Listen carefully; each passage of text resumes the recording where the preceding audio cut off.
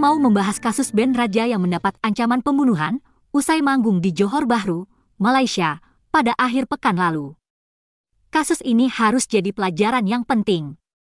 Kita mesti mendorong untuk mengembangkan bisnis wisata dan hiburan di negara sendiri. Mari kita lihat dulu perkembangan kasus band Raja di Malaysia. Kepolisian Johor Bahru, Malaysia telah memeriksa 2 pelaku yang melakukan ancaman pembunuhan terhadap personel band Raja. Tapi 2 pelaku ini kemudian dilepas lagi setelah membayar uang jaminan. Polisi juga telah mengirim berkas pemeriksaan kasus tersebut ke kejaksaan. Masyarakat Indonesia kini menanti proses hukum terhadap 2 pelaku yang mau menghabisi nyawa personal band Raja itu. Ancaman tersebut dilakukan setelah band Raja tampil di Larkin, Johor Bahru, akhir pekan lalu. Sekitar pukul 11 malam sehabis pentas, personel Raja tiba-tiba didatangi 2 lelaki yang mewakili penyelenggara konser. Kedua orang itu marah-marah dan mengancam akan membunuh personel band Raja. Diajak oleh pihak organizer ke backstage, ruang tunggu, dengan janji akan ketemu dengan perwakilan dari kedutaan, ada kementerian juga yang hadir, katanya ngefans sama Raja dan ingin foto session. Kita pun oke, kita turutin. Selang selebih dari 30 menit tiba-tiba datang segerombolan security event atau mungkin bisa dibilang itu bodyguard.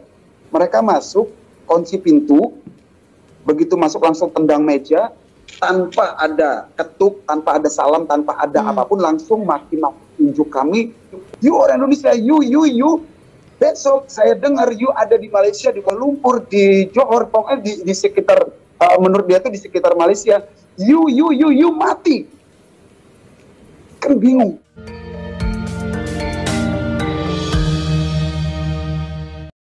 Buntut dari ancaman itu, setiba di Indonesia personel band Raja langsung meminta perlindungan Kepolisian Republik Indonesia dan Lembaga Perlindungan Saksi dan Korban.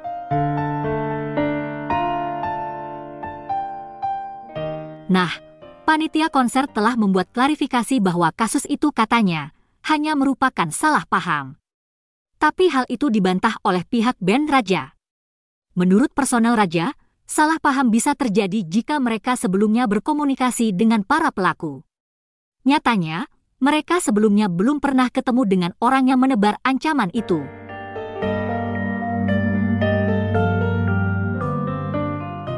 Marilah kita cermati apa yang sebetulnya terjadi, seperti yang diberitakan oleh harian Metro Malaysia.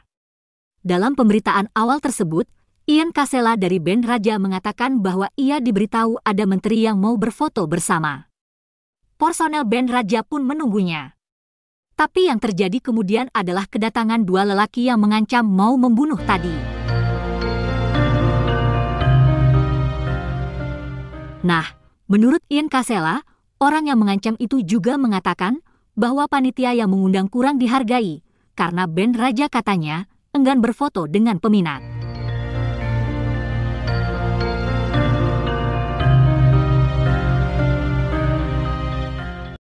Apapun bentuk kesalahpahaman itu, apapun penyebab yang sebenarnya, main sekap dan main ancam seperti itu sungguh biadab. Kalau ada masalah seharusnya diselesaikan secara baik-baik. Bahkan, andai kata ada masalah serius menyangkut kontrak, hal itu bisa diselesaikan lewat jalur hukum. Katanya, negara Malaysia bertamadun hebat dan penduduknya cerdas. Kok seperti itu perilakunya terhadap tamu? Main ancam gaya preman seperti itu justru akan merugikan industri hiburan dan wisata Malaysia. Kita tahu, ekonomi Malaysia amat mengandalkan sektor hiburan, wisata, dan perhotelan. Karena itulah mereka sering mengundang band-band dari Indonesia. Tujuannya agar Malaysia selalu dibanjiri oleh wisatawan lokal maupun luar negeri, terutama dari negara-negara tetangga.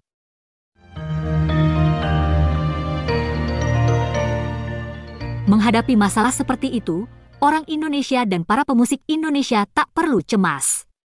Justru inilah kesempatan untuk mengembangkan bisnis hiburan dan wisata di Indonesia. Tak usah bikin kasino seperti Malaysia. kita bisa memaksimalkan wisata seni, budaya, wisata alam, dan budaya pop kita.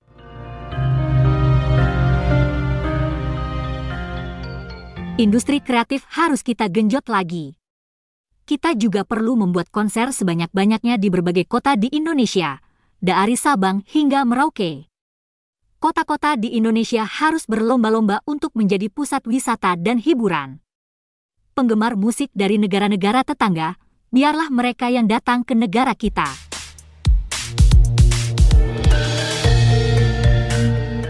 Kita tak perlu berkonser di Malaysia yang kurang aman.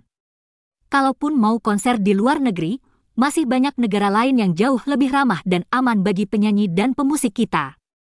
Apalagi diaspora Indonesia banyak sekali di segala penjuru dunia.